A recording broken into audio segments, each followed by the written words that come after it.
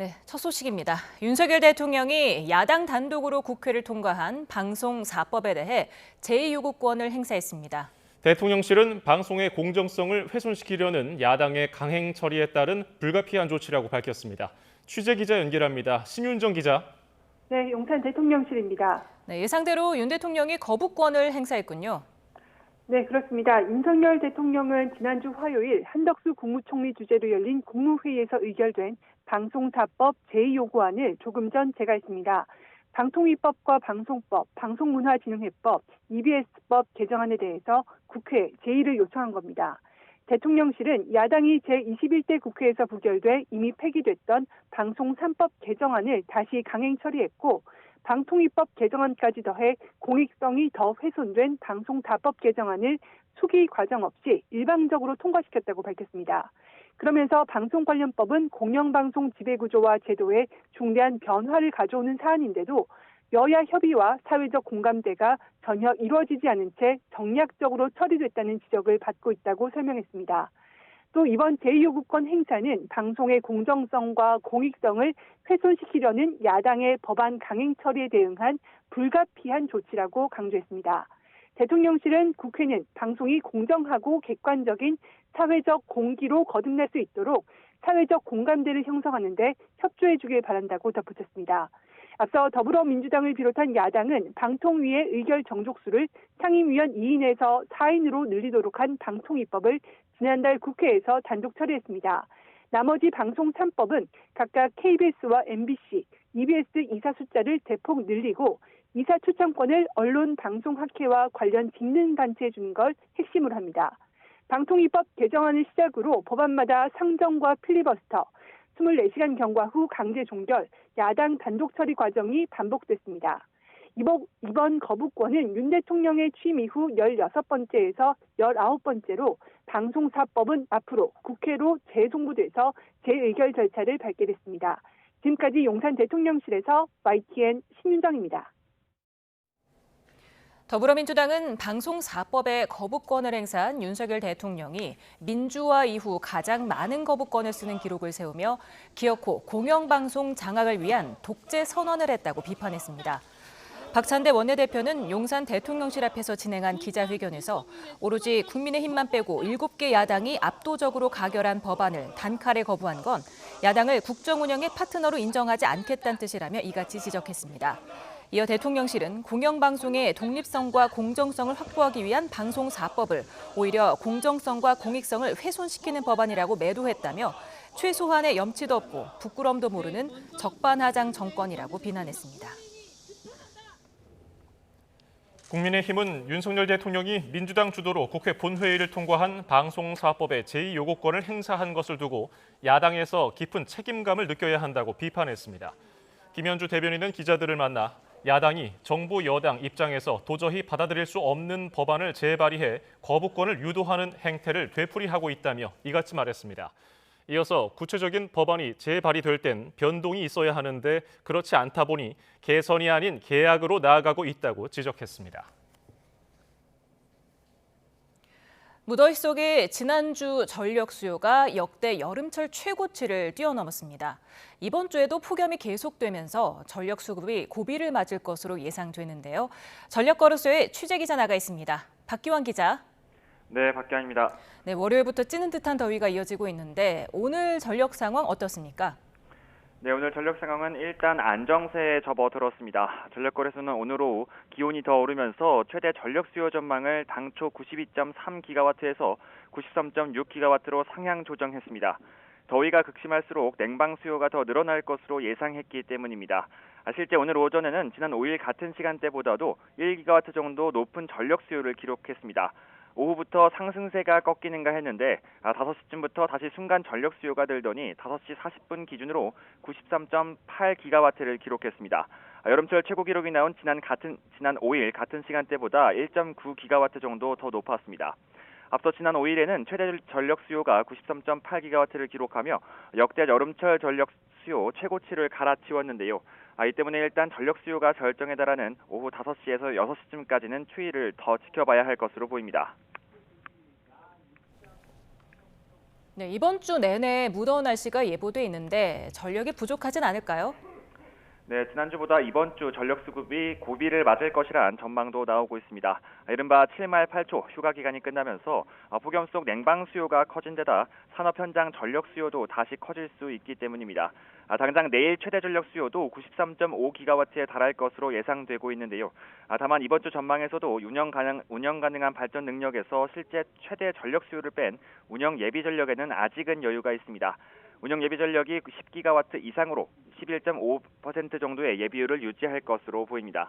여기에 한동안 중단됐던 신한울 1호기와 월성 2호기의 가동이 지난 주말 재개되면서 어느 정도 여유가 더 생길 것으로 예상됩니다. 하지만 폭염이 계속되고 있는 만큼 전력 수요가 언제 다시 폭증할지 알기 어려운 상황이라 정부도 일단 전력 수급 상황을 예의주시하고 있습니다. 지금까지 경제부에서 전해드렸습니다. 올해 온열 질환으로 응급실을 찾은 환자가 2,300명에 육박하는 것으로 집계됐습니다. 질병관리청에 따르면 온열 질환자는 어제 하루 53명 늘어서 올해 누적 환자 수는 2,293명으로 나타났습니다. 온열 질환 추정 사망자도 1명 늘어 21명으로 확인됐습니다. 최근 아파트 지하 주차장에서 발생한 전기차 화재로 전기차 공포가 확산하자 정부가 연 이틀 회의를 열고 대응책 마련에 속도를 내고 있습니다. 다음 달 초에 종합 대책을 발표할 예정인데 얼마나 실효성 있는 대책이 담길지 관심이 집중되고 있습니다. 백종규 기자입니다. 지난 1일 인천에서 전기차 화재가 나 차량 80여 대가 불타고 700여 대가 그을리는 등 그야말로 아파트 전체가 쑥대밭이 됐습니다. 이후 전기차 공포가 확산하고 지하에 전기차 출입 자체를 막는 움직임도 잇따랐습니다. 이에 정부는 대책 마련에 속도를 내겠다며 인천 전기차 화재 발생 이후 11일 만에 관계부처 합동으로 긴급 회의를 열었습니다. 일단 정부는 전기차 화재의 주된 원인으로 꼽히는 과충전을 막는 방안을 고민하고 있습니다. 100% 완충 전기차는 화재 발생 시 파급력이 강한데 충전율과 충전 시간을 제한하고 과충전을 막는 장치 부착을 확대하는 안을 논의하고 있습니다. 충전기 자체에 과충전을 막는 전력선 통신 모뎀을 설치하는 방안도 거론됩니다. 다만 충전율을 제한하면 1회 충전 시 주행거리도 줄어 전기 차주들의 반발도 예상됩니다. 또 지하주차장 전기차 충전시설에 대한 불안감이 커진 만큼 지상 전기차 충전시설 설치를 유도하는 것도 논의하고 있습니다. 지상 설치를 강제할 수 없어 인센티브를 제공하는 방안 등이 대책에 포함될 것으로 전망됩니다.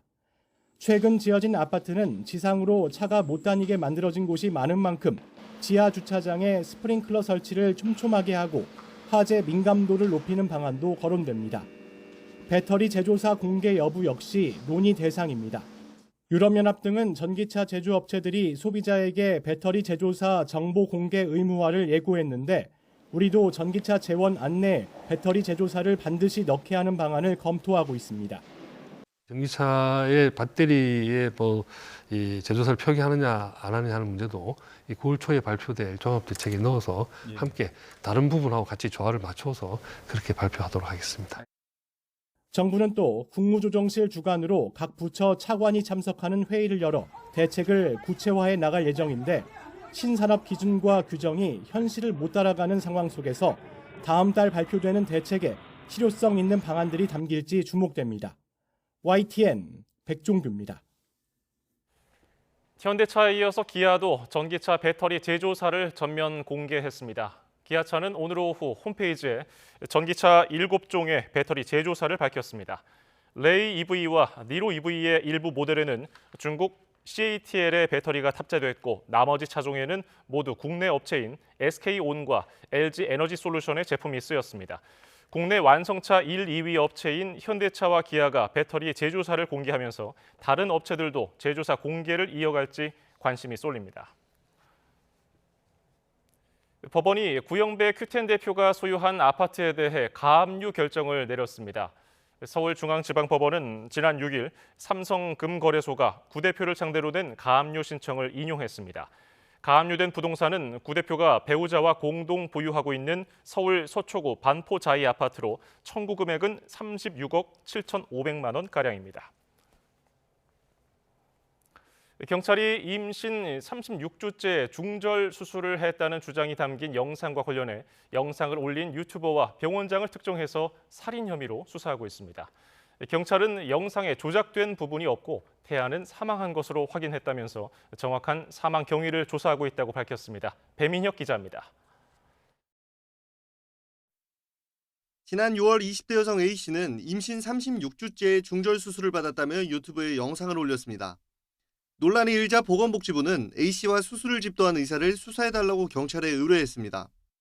곧바로 수사에 착수한 경찰은 A씨와 수술한 병원 원장의 신원을 특정했습니다. 복지부가 살인 혐의로 두 사람의 수사를 의뢰한 만큼 경찰은 이들에게 살인 혐의를 적용했습니다.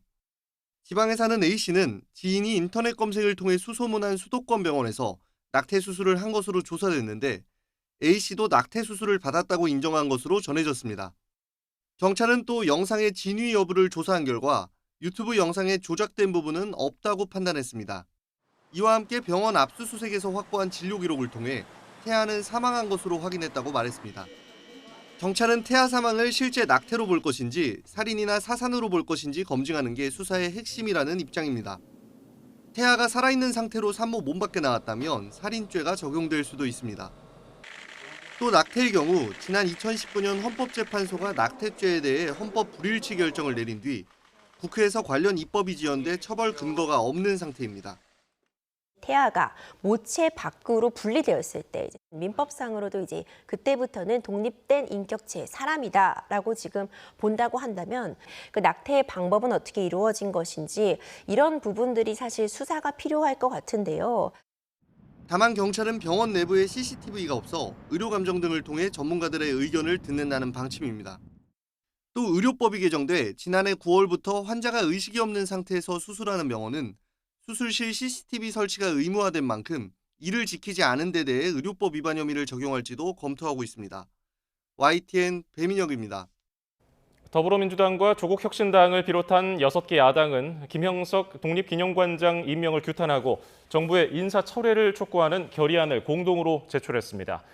백범 김구선생 증손자인 민주당 김용만 의원은 국회 의안과에 결의안을 제출한 뒤에 기자들을 만나 청문회든 국정조사든 상임위원회 차원에서도 이번 인선 과정의 문제점을 철저히 짚겠다고 말했습니다.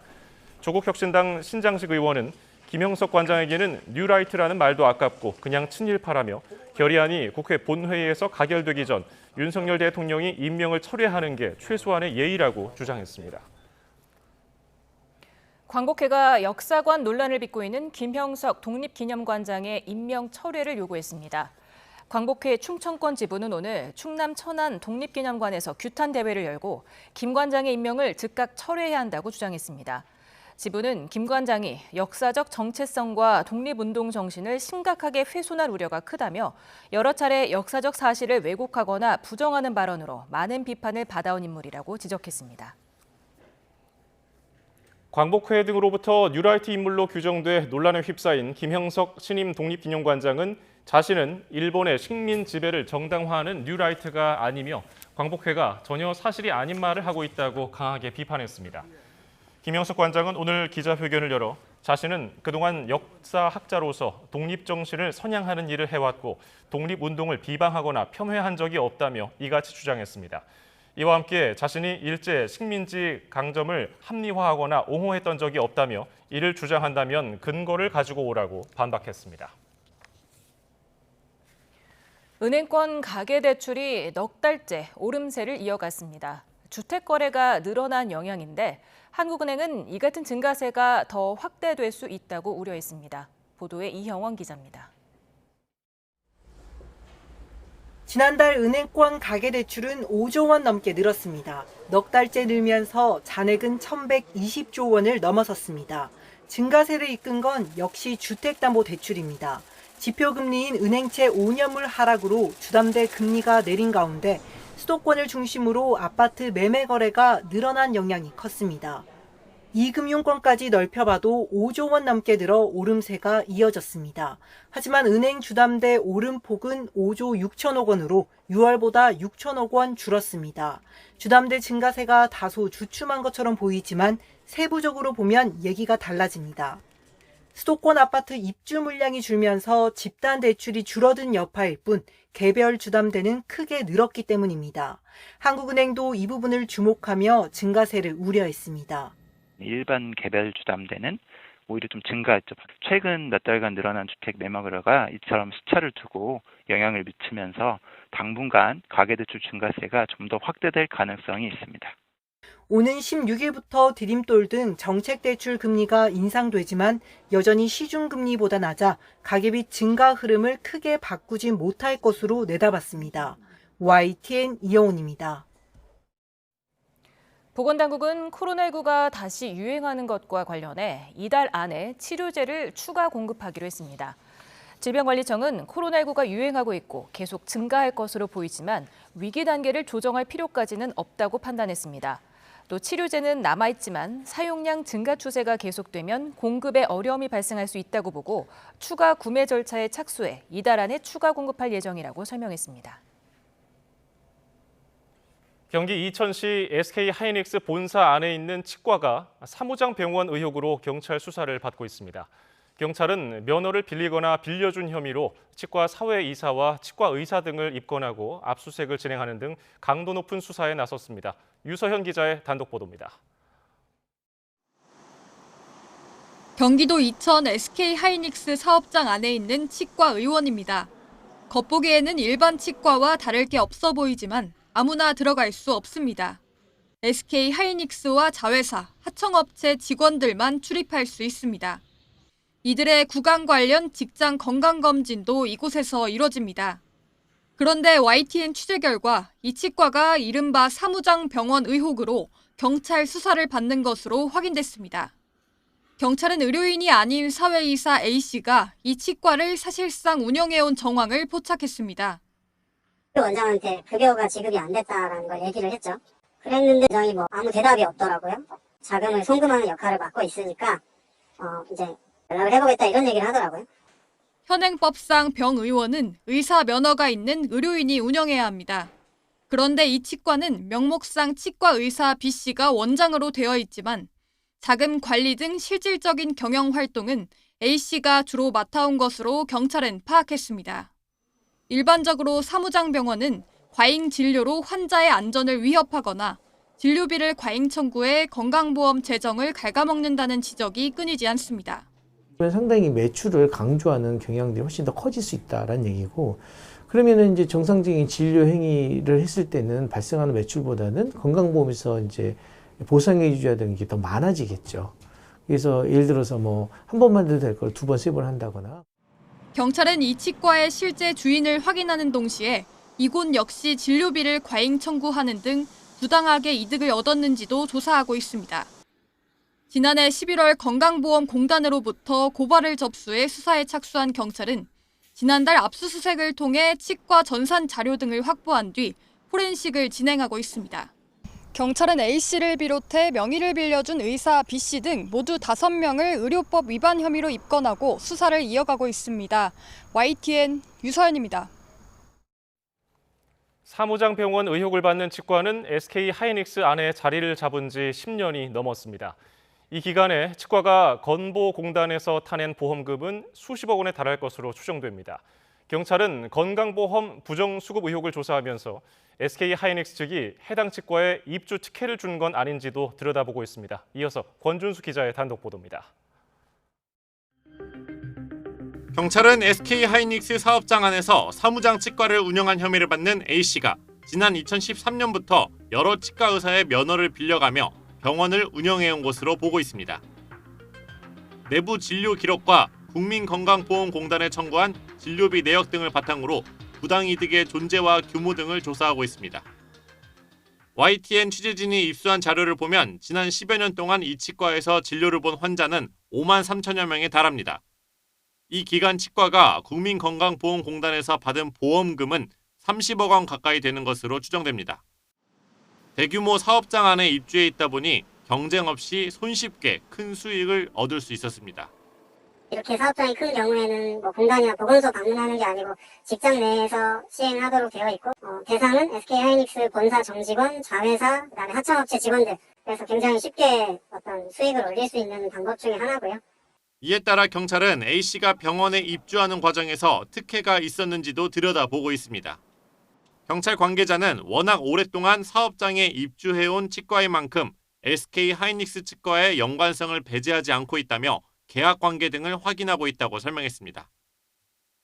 SK 하이닉스 이천 사업장에 입주하기 위해서는 3년 단위로 SK 하이닉스의 시설 관리 자회사와 재계약을 맺어야 하는데 이 치과는 지난 10여 년 동안 입찰 경쟁 없이 재계약에 성공했습니다.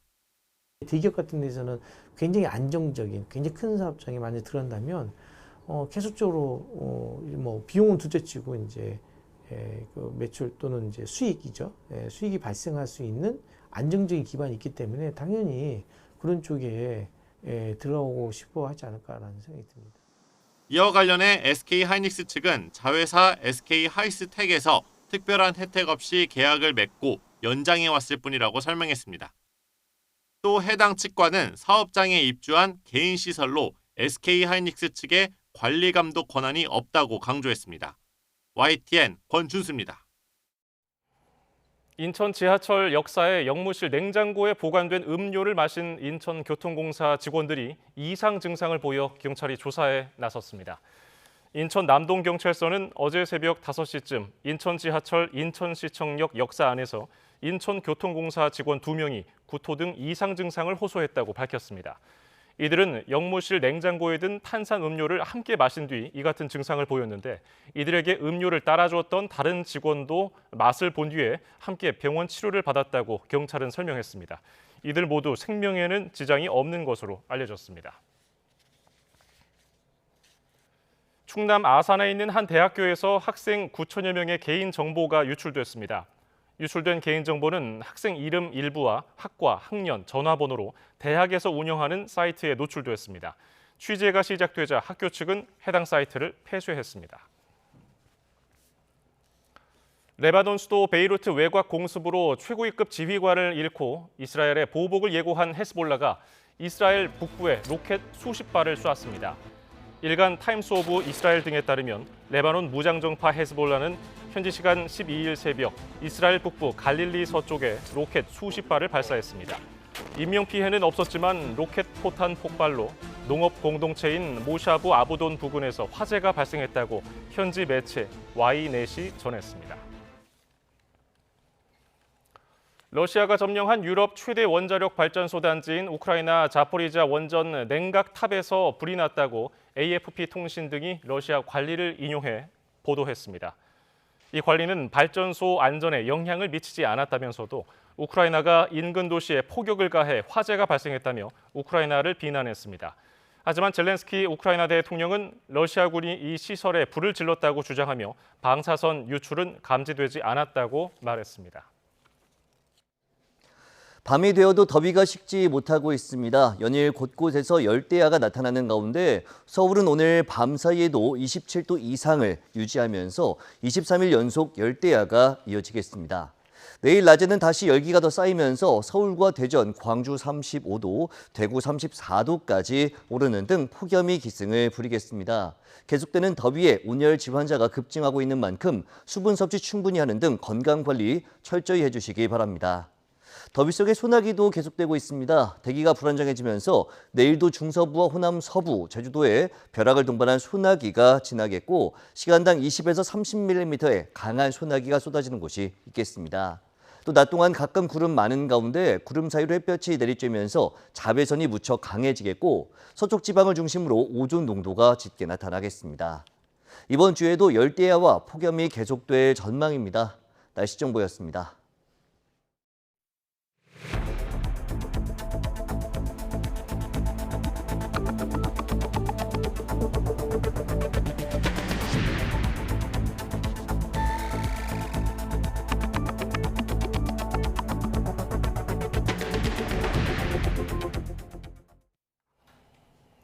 휴가를 마친 윤석열 대통령이 야당 주도로 국회 본회의를 통과한 방송 4법에 거듭 제2요구권을 행사했습니다. 국민의힘은 거부권을 유도하는 야당의 책임이 있다고 비판했고 민주당은 정권 몰락의 시작이 될 거라고 받아치며 서로 내탓 공방을 벌였습니다. 임성재 기자입니다.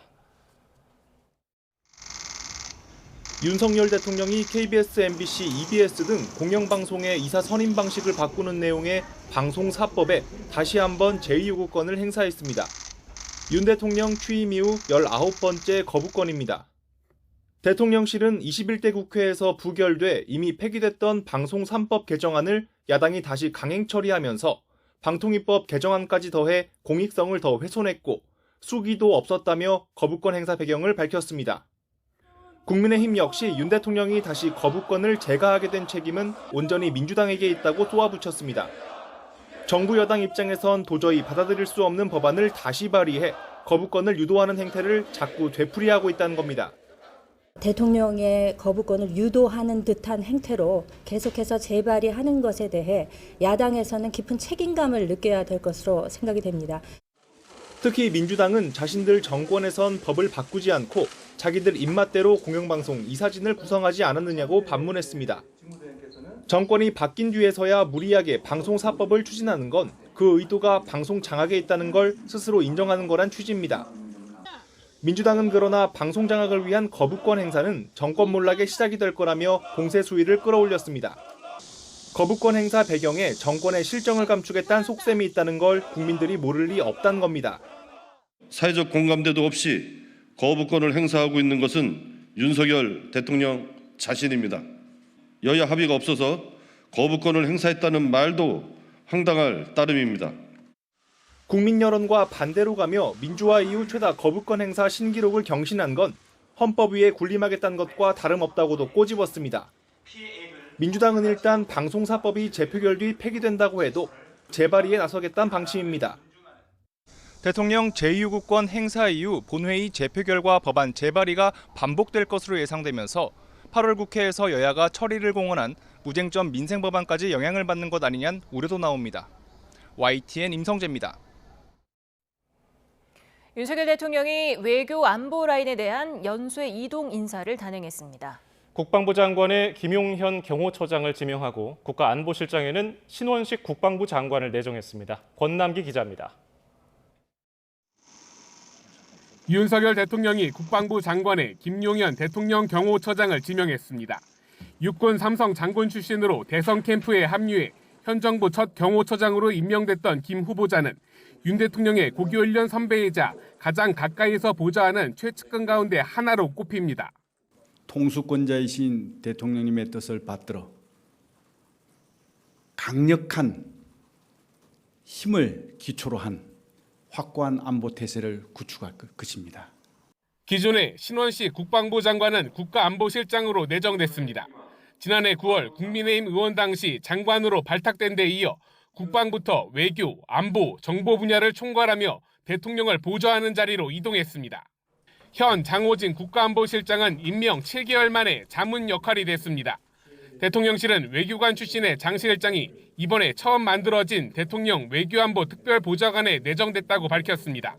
대통령께서는 핵심 국익과 관련한 전략 과제들을 각별히 챙기기 위해 외교안보 특별보좌관을 두기로 하고 외교안보 라인에 대한 갑작스러운 인사 배경엔 급변하는 국제 정세에 외교보단 안보 전문가가 더 필요하다는 판단이 있었던 것으로 알려졌습니다.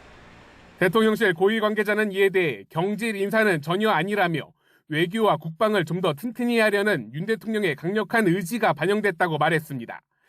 윤 대통령은 또 국가인권위원장 후보자에 안창호 전 헌법재판소 재판관을 지명했습니다. 외교 안보 라인 인사와 관련한 회전문 지적 속에 국방장관 후보자는 순직해병 수사 외압 의혹에도 이름이 나오고 있어 야권의 거센 반발이 예상됩니다. YTN 권남기입니다.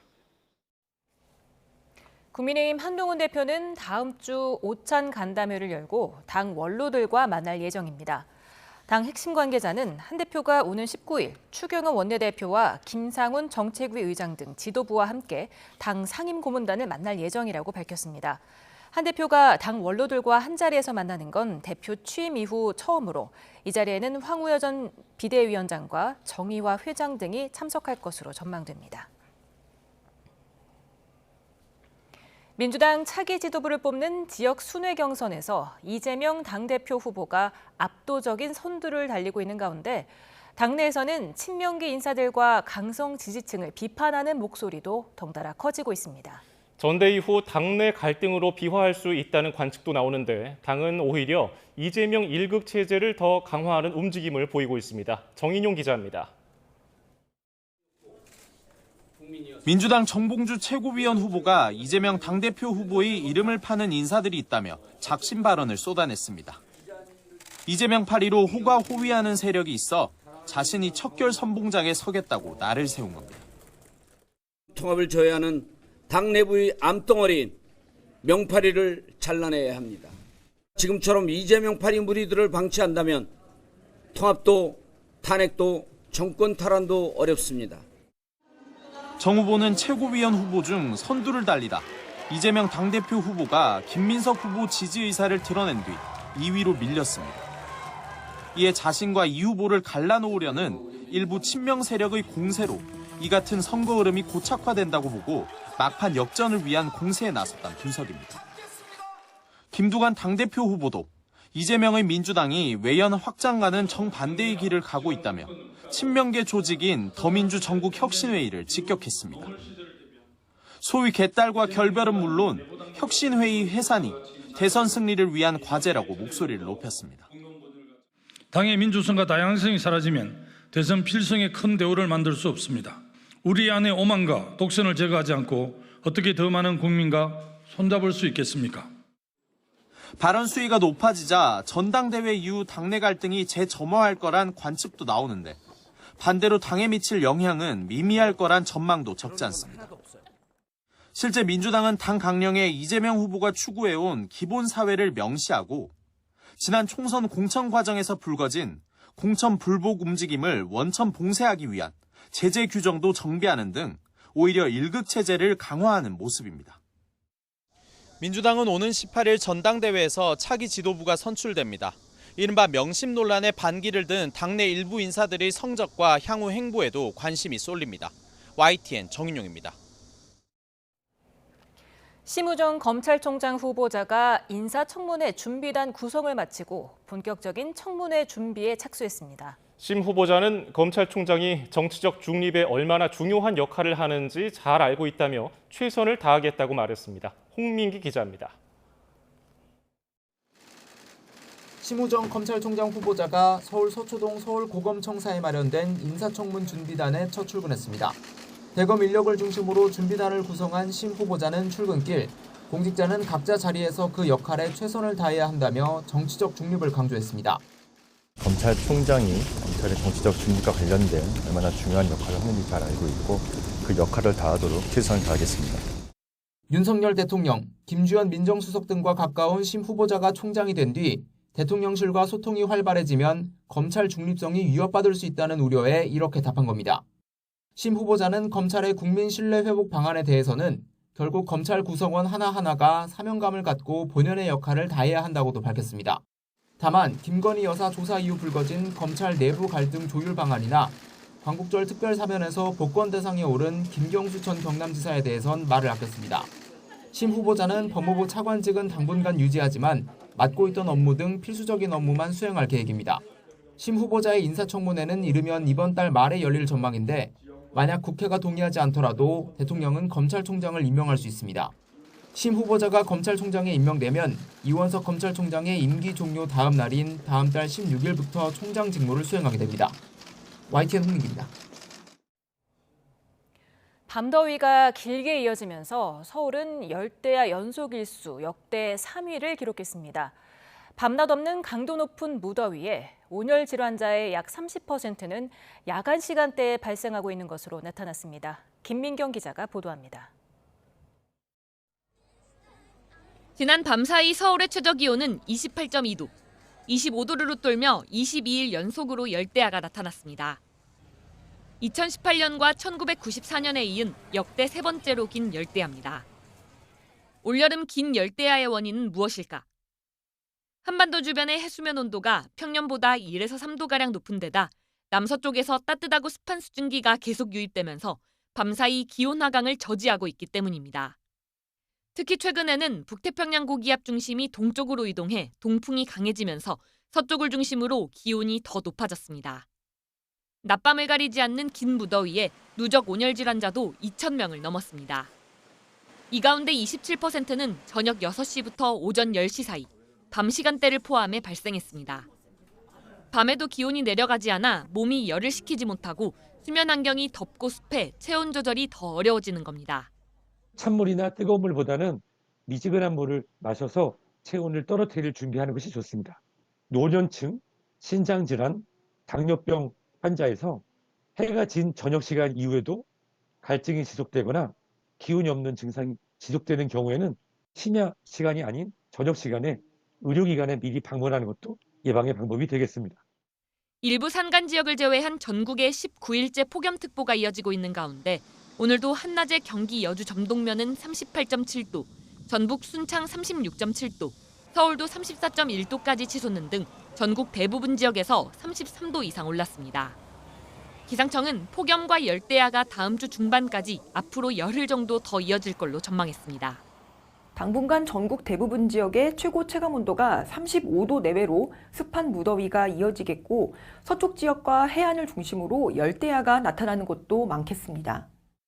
일본 동쪽의 태풍도 변수인데 한반도 주변 기압계에 영향을 미치며 동풍을 강화해 더위가 심해지고 오래 이어질 가능성도 있습니다.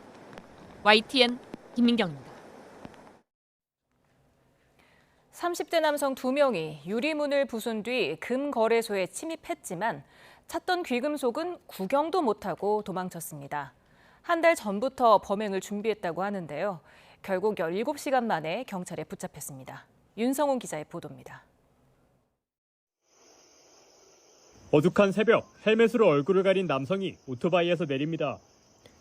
그러더니 곧장 문이 닫힌 가게로 달려들어 준비해온 둔기로 유리문을 맹렬하게 깨부수기 시작합니다. 10초도 되지 않아 문을 부순 남성은 망설임 없이 가게로 들어갑니다. 침입한 곳은 금거래소. 그러나 진열장에 귀금속이 보이지 않자 당황한 듯 머뭇거리다가 금세 가게 밖으로 도주합니다. 실제 금거래소 안에는 5억 원 상당의 귀금속이 있었습니다. 하지만 진열장이 알루미늄 합금으로 된 자동 금고 형태로 돼 있다 보니 귀금속을 발견하지 못한 겁니다. 허탕을 친 이들은 타고 온 오토바이를 타고 경기 평택시에서 충북 청주로 이동했습니다. 경찰 추적을 피하기 위해 오토바이까지 버리고 택시를 이용해 청주의 한 모텔로 급히 몸을 숨겼습니다. 뒤쫓던 경찰은 재빠르게 동선을 추적해 17시간여 만에 절도미수 혐의로 30대 남성 2명을 모두 긴급 체포했습니다.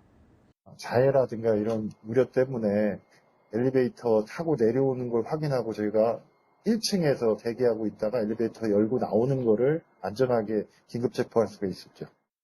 경찰은 친구 사이인 이들이 각각 수천만 원 억대 빚을 갚기 위해 범행을 저지른 것으로 파악했습니다. 이들이 한 달 전부터 범행에 사용할 둔기를 구입하는 등 치밀하게 준비한 것으로 보고 추가 범죄 사실이 있는지 조사하고 있습니다. YTN 윤성훈입니다. 가수 강다니엘의 명예를 훼손한 혐의로 재판에 넘겨진 유튜버 탈덕수용소에게 검찰이 벌금형을 구형했습니다. 검찰은 오늘 결심 공판에서 유튜브 채널 탈덕수용소 운영자 박모 씨에게 벌금 300만 원을 선고해달라고 재판부에 요청했습니다.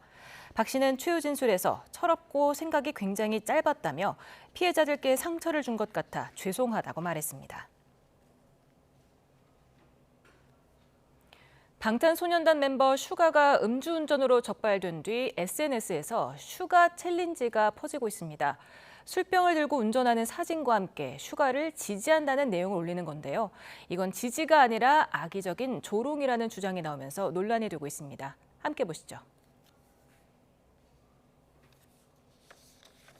Yoongi, we stand with you, Suga. BTS paved the way. #Suga Challenge. 네, SNS에 올라온 영상인데요. 해외 사용자로 보이는데 한국 술병을 든 채 운전대를 잡고 BTS 슈가를 지지한다고 말합니다. 슈가는 앞서 지난 6일 밤 만취한 채 전동 스쿠터를 타다 적발됐죠. SNS는 이렇게 슈가 챌린지라는 꼬리표를 달고 차 안에서 술병 든 영상과 사진을 올리는 게 유행처럼 번지고 있습니다. 해외 팬들로 추정이 되는데 실제로 술을 마신 건지는 확인되지 않지만 슈가 적발에 항의하는 취지로 보이는데요. 다른 목소리도 있습니다. 이번 챌린지가 슈가를 위한 게 아니라 BTS를 조롱하려는 안티 팬들 행위라는 건데요. 자신을 BTS 팬클럽 아미라고 밝힌 한 사용자는 이 챌린지가 자신들과는 무관하다, 다른 팬클럽에서 시작한 거라는 글을 올리기도 했고요. 이건 아미가 아니다라는 의미의 꼬리표를 단 글도 잇따라 올라오고 있습니다. 지지글이냐 조롱글이냐 설왕설래하는 가운데 음주를 조장하는 이 챌린지 자체가 문제라는 비판이 커지고 있습니다. 음주운전은 자신뿐 아니라 타인까지 해칠 수 있는 무책임하고 위험한 행동이자 범죄이기 때문인데요. 끊이질 않고 적발되는 연예인들의 음주운전, 이제는 근절됐으면 합니다.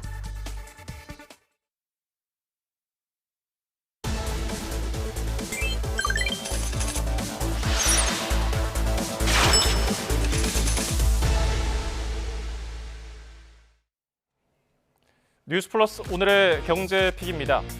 한국 라면 탄생 61주년인 올해 업계는 10년 연속 역대 최대 실적을 갈아치울 것으로 예상하고 있습니다. 지난해 라면 수출액은 9억 5천만 달러를 넘기며 최고치를 기록했는데 올해는 11억 달러를 웃돌 수 있다는 전망도 나옵니다. 한국 라면 수출을 이끄는 불닭볶음면 세 종류가 덴마크에서 리콜되는 사태가 벌어지기도 했죠. 캡사이신이 많아서 급성 중독 증상을 보일 수 있다는 이유였는데요. 삼양식품은 덴마크 수의식품청에 측정에 오류가 있다는 반박 의견서를 제출하며 즉각 대응에 나섰고요. 덴마크 정부는 지난달 핵 불닭볶음면 3배 매운맛을 제외한 2개 제품 리콜을 해제했습니다. 일각에서는 이번 리콜 사태가 오히려 이 라면을 알리는 계기가 됐다는 분석도 나옵니다. BBC와 가디언, 호주 ABC 방송 등에서 기자들이 리콜된 제품을 시식한 후기를 전하는 등 오히려 화제가 된 겁니다. 올림픽이 열린 파리는 국내 기업들이 세계인을 상대로 이색 마케팅을 펼치는 무대이기도 했습니다. 프랑스 파리에서 맛본 한국 라면, 유럽인들의 반응은 어땠을까요? 황보혜경 기자가 소개합니다. 한강에서 볼 수 있는 커다란 라면 용기가 프랑스 파리의 대형 마트에 등장했습니다. 현지인들도 나무젓가락을 능숙하게 사용하며 매운 라면을 즐깁니다. Alors c'était très bon, un peu épicé, un petit peu épicé pour moi, mais très bon. In total, the noodles very good quality, and the smell, the taste, everything is very compact. 간이 테이블과 플라스틱 의자가 놓인 포장마차도 파리 도심 한가운데에 들어섰습니다. 네온 사인과 한글 간판이 마치 서울 을지로 골목을 연상하게 합니다. 전 세계 관람객들에게 한국 주류 문화를 홍보하기 위한 행사입니다. 100% 사탕수수로 만든 플라스틱 컵을 활용해 친환경 올림픽에도 동참했습니다. 한류 인기 속에 올림픽을 맞아 전 세계인이 몰리는 파리에서 우리 기업들이 이색 마케팅에 나섰습니다. 메달을 딴 우리 국가대표 선수들에게 현지 매장에서 직접 만든 케이크를 전달한 국내 제과업체도 있습니다. 화장품 중소기업이 참여한 K-뷰티 체험 행사에는 K-팝 아이돌 화장법이 궁금한 젊은 층의 발길이 이어졌습니다. Je m'appelle Inès et j'ai passé un très bon moment ici. Il y a beaucoup d'activités qui sont typiques coréennes et comme j'adore la culture, j'ai passé un très bon moment ici. 전 세계인의 축제 올림픽에서 우리 기업들의 마케팅 경연도 선수들의 메달 경쟁만큼이나 뜨거웠습니다. YTN 황보혜경입니다. 최근 일본 엔화 가치가 오른 데에는 크게 두 가지 요인이 꼽힙니다. 먼저 트럼프 전 대통령이 지난달 총기 PCG 인터뷰에서 강달러와 엔화 약세는 미국에 불리하다고 말을 했는데요. 엔저로 수출 경쟁력이 높아진 일본에 경고 메시지를 보낸 것으로 풀이됩니다.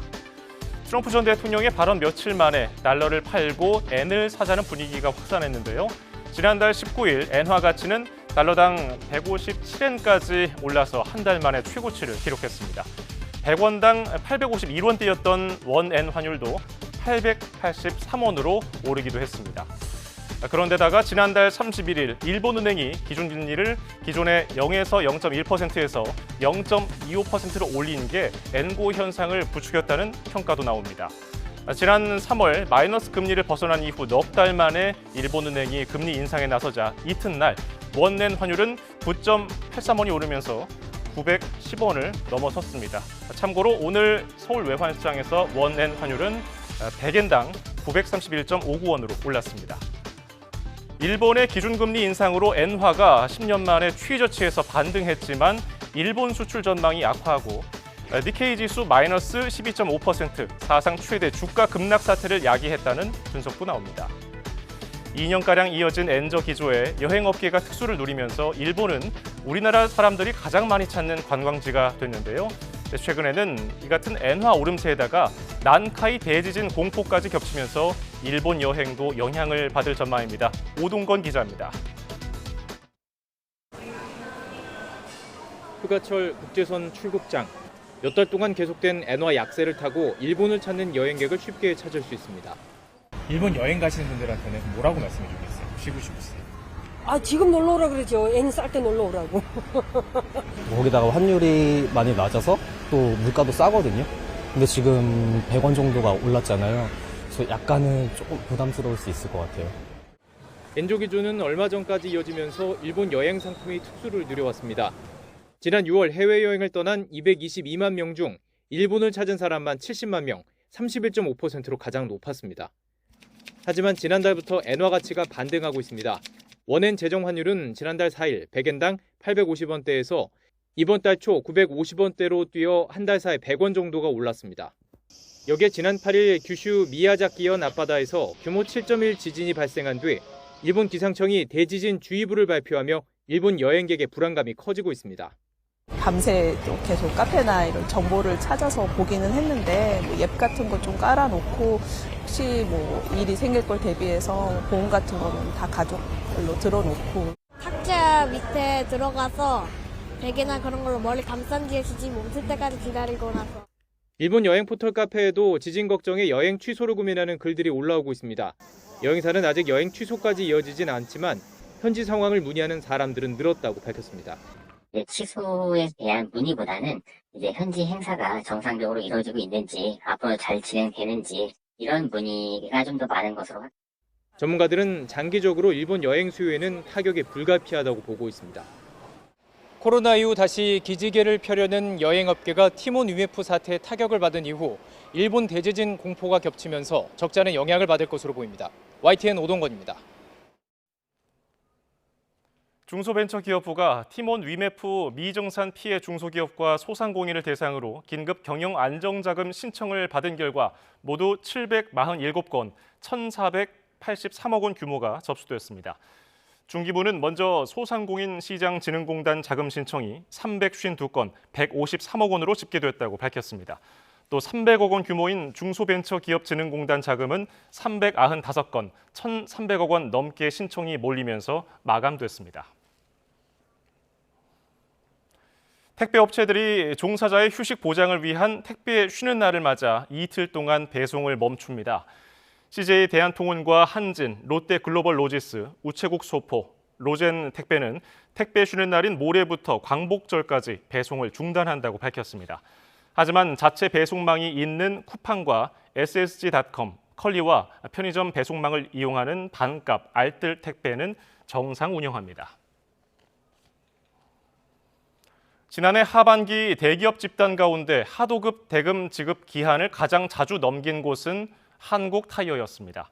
디엔과 하이트진로, LS 등은 하도급 대금 현금 지급 비율이 40% 이하였습니다. 공정거래위원회가 지난해 하반기 하도급 대금 결제 조건 공시를 점검한 결과 법정 지급 기간인 60일을 넘겨 대금을 지급한 비율이 한국타이어가 9.9%로 가장 높았고 이랜드가 5.9%, KT 2.3% 순으로 나타났습니다.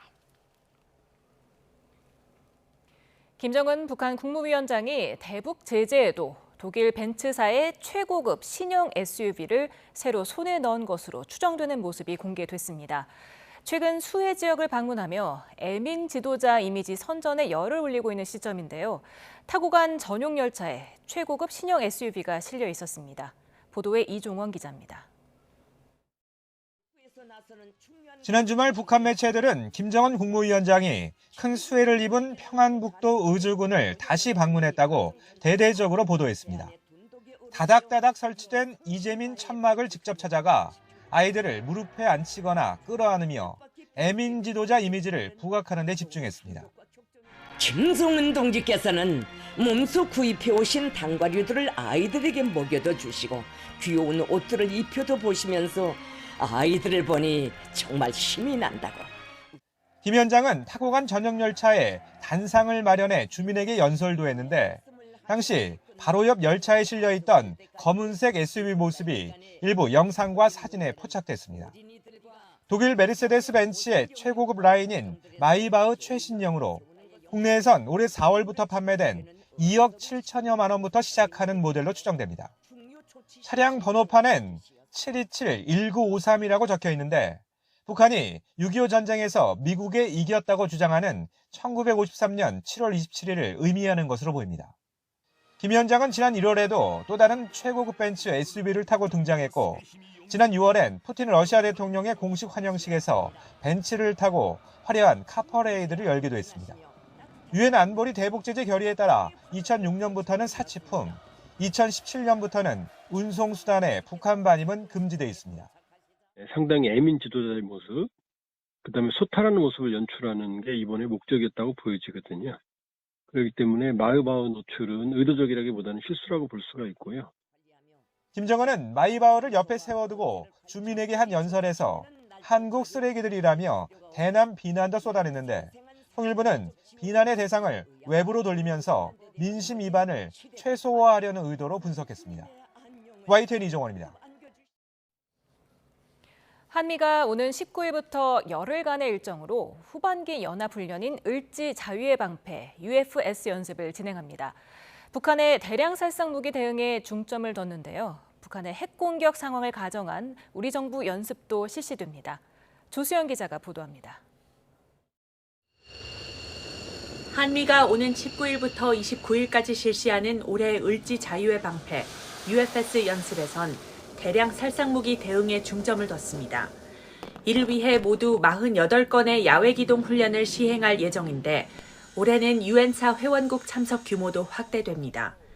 특히 북한의 미사일 위협과 GPS 교란, 사이버 공격, 지상, 해상, 공중에서의 위협 등도 연습 시나리오에 반영했습니다. 북한의 대량 살상무기 대응에 중점을 두고 다양한 자산을 활용한 다영역 작전으로 어떠한 도발에도 한미 동맹은 대응 능력과 태세를 한층 더 강화할 것입니다. UFS exercise will reflect realistic threats across all domains, such as the DPRK's missile threats, and will take in lessons learned from recent armed conflicts. 북한의 핵무기 사용을 상정한 작전 시나리오는 이번 한미 UFS 연습에는 포함되지 않았습니다. 그러나 지난해에 이어 북한의 핵 공격 상황을 가정한 별도의 연습이 우리 정부 차원에서 실시될 예정입니다. 을지 연습의 일환으로 북핵 대응 훈련을 실시합니다. 정부 연습에 우리 지역 책임 부대가 참여하는 형태로 진행될 것입니다. 군은 정부 부처의 전시 대비 연습과 실제 훈련을 지원해 국민의 생명과 안전을 지키기 위한 범정부 차원의 국가 총력전 수행 능력도 향상시키겠다고 강조했습니다. 이런 가운데 전방 지역 대비 태세 점검에 나선 김명수 합참의장은 북한이 한미 훈련을 빌미로 도발할 가능성이 높다며 도발 시 뒤돌아보지 말고 즉강 끝의 원칙에 따라 행동할 것을 지시했습니다. YTN 조수연입니다. 독일 선교사들이 한반도를 방문했을 당시 촬영한 컬러 사진을 포함해 100여 년 전 사진들이 공개됐습니다. 한일 강제 병합 직후 당시 한국인 생활 모습이 다양하게 담겨 있어서 중요한 역사 기록물이라는 평가입니다. 김승환 기자입니다. 나이가 지긋이 든 여성이 머리부터 덮어쓰는 조선시대 외출복 장옷을 입은 채 서 있습니다. 그 앞엔 까까머리 사내아이 2명과 꼬마 숙녀가 단정하게 옷을 입고 자세를 취했습니다. 지게를 뒤에 두고 가슴까지 치켜 올려 동여맨 치마와 홍차 바지를 입은 채 카메라를 응시하는 아이들. 절에 있는 5층 석탑 앞에 쪼르르 앉아있는 또 다른 아이들도 웃음을 자아내게 합니다. 이 사진들은 고요한 아침의 나라라는 책으로 유명한 독일 선교사 베버가 1911년 당시 최신 기술인 오토크롬을 이용해 찍은 컬러 사진입니다. 흑백 사진이나 그 위에 채색한 사진과 달리 생생한 천연색을 볼 수 있는 귀중한 자료로 이번에 모두 44점이 공개됐습니다. 이번 조사 성과의 공개로 그가 어렵게 촬영해 남기고자 했던 당시 한국의 생생한 모습들을 지금의 한국인들이 보고 평가할 수 있게 되었습니다. 신문물을 처음 접한 한국인들의 모습도 따뜻한 시선이 담긴 흑백 사진으로 남아 있습니다. 외국인 선교사들을 환영하기 위해 나온 사람들이 사진과 그림을 보여주는 장치, 환등기를 쳐다보는 모습입니다. 서양에서 건너온 물건에 눈을 떼지 못하는 흥분과 낯설미 표정에서 그대로 느껴집니다. 선교사들이 세운 실업학교 학생들이 톱을 들고 작업용 앞치마를 걸친 모습에선 배움에 대한 열정이, 안중근 의사의 마지막을 함께했던 빌렘 신부가 안 의사 형제들과 사진관에서 촬영한 사진에선 후련한 분위기가 느껴집니다. 안중근이 그 시절에 얼마나 많이 중요하다고 생각하신 것 같아요. 그래서 이제 여러 가지로 작업을 많이 해놓으신 사진이 있어요. 이 같은 사진들은 조만간 국외소재 문화유산재단 웹사이트를 통해 일반에 공개됩니다. YTN 김승환입니다. 규모 7.1의 강진이 규슈 남부 미야자키현 앞바다에서 일어난 지 나흘 만인 오늘 제5호 태풍 마리아가 혼슈 동북부 도호쿠 지방을 관통할 예정입니다. 일본 기상청은 태풍 마리아가 오늘 오전 8시 30분쯤 이와테현 오후나토시 부근에 상륙했다고 발표했습니다. 태풍 영향으로 이와테현 일부 산악 지역에서는 오전 8시 20분까지 하루 동안 360mm 이상의 비가 내렸습니다. 도호쿠 지방에는 내일 아침까지 24시간 동안 최대 200에서 250mm의 비가 더 내릴 것으로 전망되고 있습니다. 도널드 트럼프 전 미국 대통령이 사석에서 카멀라 해리스 부통령을 언급할 때 여성을 비하하는 욕설을 사용했다고 뉴욕타임스가 보도했습니다. 뉴욕타임스는 현지 시간 10일 트럼프 전 대통령과 가까운 인사 2명을 인용해 트럼프가 사석에서 반복적으로 여성을 성적으로 혐오하는 뜻이 담긴 단어로 해리스 부통령을 모욕했다고 전했습니다. 트럼프 전 대통령 측은 지난 2016년 대선에서도 힐러리 클린턴 후보에 대해 이 단어를 적극적으로 사용했다고 현지 언론들은 지적했습니다. 이에 대해서 트럼프 캠프의 스티븐 청 대변인은 그런 단어는 트럼프 전 대통령이 해리스 부통령을 언급할 때 사용하지 않을 뿐 아니라 우리 캠프도 사용하지 않을 단어라고 부인했습니다. 인천광역시가 저출생 대책의 하나로 임대료를 하루에 1,000원, 또 한 달에 3만 원의 임대주택을 공급하는 대책을 내놨습니다. 올해 신청을 받아서 내년부터 공급할 예정인데요. 대상이 되는 신혼부부는 물론 전국 지자체들의 문의도 쇄도하고 있다고 합니다. 오늘은 유종복 인천시장을 YTN 스튜디오에 초대했습니다. 어서 오십시오. 네, 안녕하세요. 네, 이 저출생 대책 말씀드리기 전에 먼저 오늘 폐막한 올림픽 얘기부터 해보겠습니다. 네. 메달리스트 중에 인천시 소속 선수들이 많다면서요? 네, 이번에 파리올림픽에서 우리 선수들 정말 선전했지 않습니까? 예. 우리 국민들에게 기쁨과 또 영광, 또 희망을 주었는데 우리 인천 선수들도 꽤 있습니다. 양국에서 금메달을 딴 전훈영 선수라든가 또 이유석 선수 같은 분들이 인천 소속이거나 출신이거나 그 외에도 펜싱, 유도 등에서 금메달을 따서 시민들에게 또 감동을 주기도 했습니다. 예. 아주 자랑스럽습니다. 그렇군요. 저도 자랑스러운데 시장께서는 얼마나 더 자랑스러우시겠어요. 자, 급한 현안 하나도 추가로 짚고 지나가죠. 최근에 인천에서 큰 사고가 났습니다. 아파트 지하주차장에서 전기차 한 대 화재가 발생했는데 복구 작업이 길어져서 무더위에 주민들이 많은 불편을 겪고 있다는 소식 저희도 계속 전해드리고 있습니다. 지금 상황 어떻습니까? 네, 8월 1일 날 인천 서구의 아파트 지하주차장에서 전기차에 의한 화재가 발생돼 가지고 인명피해는 없습니다만 주민들의 피해가 있었던 것이 참 안타까운데요. 그동안에 이 피해가 있게 된 것은 이로 인해서 단전이 계속 이루어지고 이것을 복구하는 데 시간이 많이 걸렸습니다. 예. 이제 단전 문제는 다 해결이 됐는데 이 화재로 인해서 분진들이 이 주거 아파트까지 전부 다 올라가고 이걸 전부 청소하는 데 따른 시간이 소요돼서 아직도 500여 주민들이 집으로 돌아가지 못하고 임시 시설에서 거주하고 있어서 안타까운 상황입니다. 네, 지금 이 사건으로 많은 국민이 놀라기도 했고 또 우려하고 있습니다. 또 중앙정부에서도 예방책을 준비하고 있는데 인천시에서 차원에서 마련할 수 있는 정책 어떤 것들이 있습니까? 네, 이번 지하주차장에서의 화재 사고를 보면서 이런 경우에 소방차 진입이 안 되기 때문에 화재 진압을 할 수 있는 장비 보강이 필요하다는 생각을 하게 되었고 저상 소방차라든가 또 궤도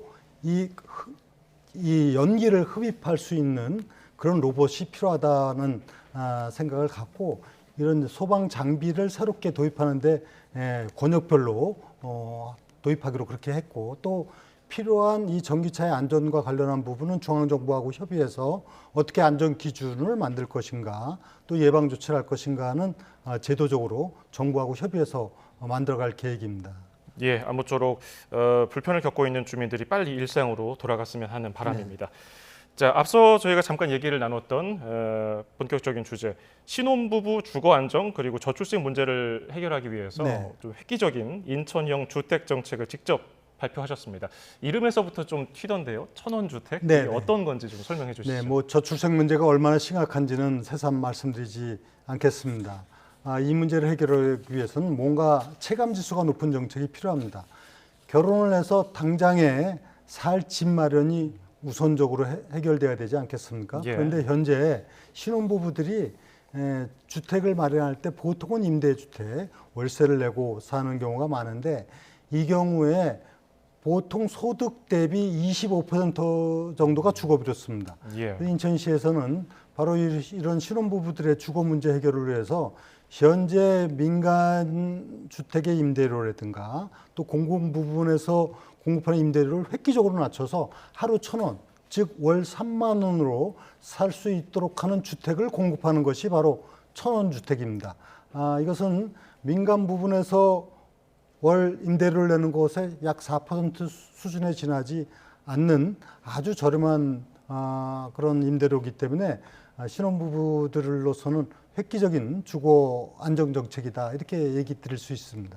네, 민간주택 평균 월 임대료가 76만 원, 그리고 공공주택의 경우에는 30만 원대 이렇게 알고 있는데 맞습니까? 그렇습니다. 네, 그리고 또 이뿐만 아니라 출산 가구의 내 집 마련을 돕기 위해서 대출 이자도 지원한다면서요? 네, 전세나 임대주택뿐만이 아니라 궁극적으로는 내 집을 마련하고 싶은 거 아닙니까? 내 집을 마련하는데도 보통은 거의 다가 대출을 통해서 내 집을 마련합니다. 이 대출 이자 부담이 과도합니다.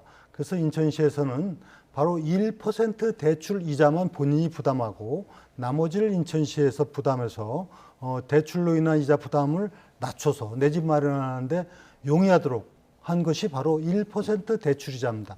지금도 신생아 특례 대출 제도가 1.6 내지 3.3%의 대출이자를 보여주고 있는데, 이것을 1%로 획기적으로 낮췄기 때문에 내 집을 마련하는데 대단히 신혼부부들 입장에서는 유용한 그런 수단이 되겠습니다. 예, 신혼부부라든지 정말 내 집이 필요한 분들에게는 아주 반가운 소식일 텐데 경쟁률도 높을 것 같고요.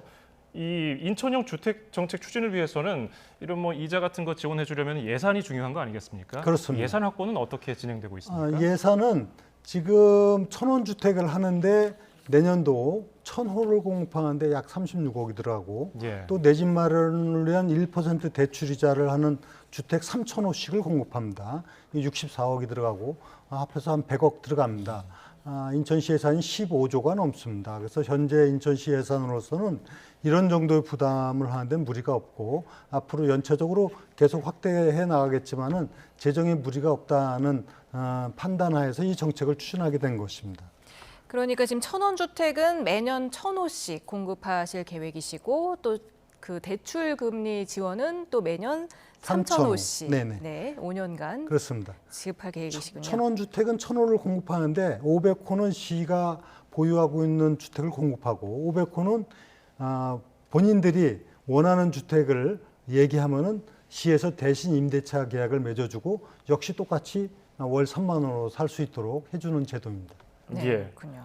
그런가 하면은 또 재미있는 제목이네요. 아이 플러스 집드림. 이게 한글과 뭐 여러 가지 중의적 표현이 들어가 있는데, 전국 지자체에서 문의가 뭐 쇄도하고 있다고 그러는데 그렇습니다. 어떤 내용입니까? 이 전국 지방 정부에서 이 정책에 대해서 문의가 쇄도하고 있어서 상세하게 이 제도의 배경과 취지 그리고 성과를 얘기해주고 있고, 또 무엇보다도 당사자들 신혼부부나 예비 신혼부부들이 문의가 쇄도하고 있습니다.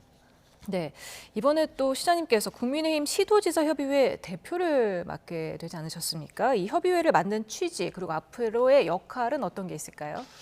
네, 그 시도지사들은 지역의 행정 책임자일 뿐만이 아니라 사실 지역의 수백만 유권자로부터 표를 받아서 당선된 정치인입니다. 그만큼 나라 발전이나 정치 발전을 위해서도 역할을 하는 것이 어떻게 보면 당연한 위치에 있습니다. 그래서 이번에 국민의힘 시도지사들이 17명 중에서 12명이 국민의힘 소속인데 모여서 우리가 역할을 통해서 당과 나라 발전을 위해서 역할을 하는 것이 당연한 우리의 책무다. 이런 인식을 갖고 시도지사 협의회를 구성하게 됐습니다. 협의회에서 지난 4일 민주당 주도로 국회 본회의를 통과한 전국민 25만 원 지원법, 이에 대해서 반대하고 또 대통령 거부권 행사도 건의했다고 알려져 있거든요. 어떤 이유에서는지 설명해 주실까요? 네, 우리 민주주의라고 하는 것이 입법, 사법, 행정, 삼권 분립을 통해서 발전하는 거 아니겠습니까? 그런데 국회는 정부가 편성한 예산을 심의 의결하는 곳이지 예산을 편성하는 곳이 아닙니다. 즉 이번에 전 국민 25만 원 지원금을 법률로 제정한다는 것은 바로 국회의 권한 밖의 행위이고 이것은 헌법에서 정한 삼권 분립에 위배된다고 판단합니다. 만약에 이런 식으로 국회에서 예산을 나눠주는 걸 법제화하기 시작한다면 그러면 행정부가 예산을 편성할 권한을 침탈당하는 것이고 또 이것은 입법 만능주의에 빠지게 되기 때문에 이것은 반헌법적 행위다. 그래서 시도지사 협의회에서는 이런 문제야말로 국회가 정상적인 그런 기능을 하는 것을 궤도를 이탈했다고 생각하고 대통령께서도 이런 부분에 대해서는 당연히 제2요구권, 거부권을 행사해야 된다는 의견을 모았습니다. 네, 지금까지 인천시 현안과 천원주택을 비롯한 각종 저출생 대책 알아봤습니다. 오늘 말씀 감사합니다. 고맙습니다. 감사합니다.